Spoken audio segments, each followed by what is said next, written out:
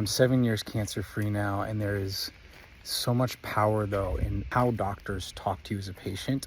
And I want to reflect on the day that I was diagnosed 7 years ago.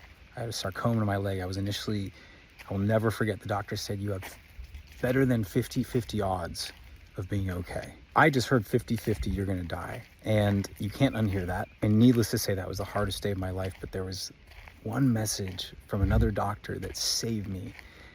That night, after taking in all the news, I was freaking out. I was in shock. My life was thrown into turmoil. I went from being a completely healthy, or so I thought, 40-year-old to, thinking I was gonna die. But that night, I went to see a family friend, Mary, a neighbor of my parents, and she agreed just to see me and say hello. And I don't know her exact specialty, but she deals with surgeries and sometimes deals with tumors. And I sat down with her and she looked, it was a tumor in my leg, and she looked at it.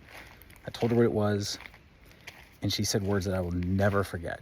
She said, "Mark, I don't think this will affect the quality or quantity of your life." That simple phrase,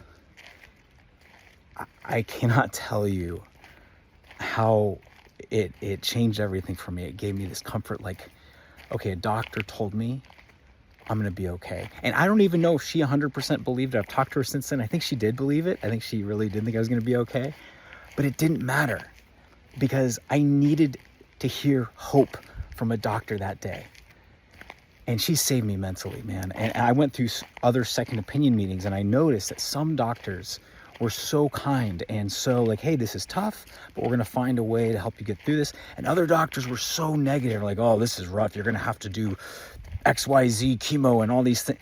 And they could give the same message about what was needed medically, but the way they delivered it would either leave me feeling hopeful, like I was healing and good, or leave me feeling despondent. So if you're going through something medical, get second opinions and find doctors who are like Mary, who are positive, who will give you messages of hope and will not just tell you how bad it is.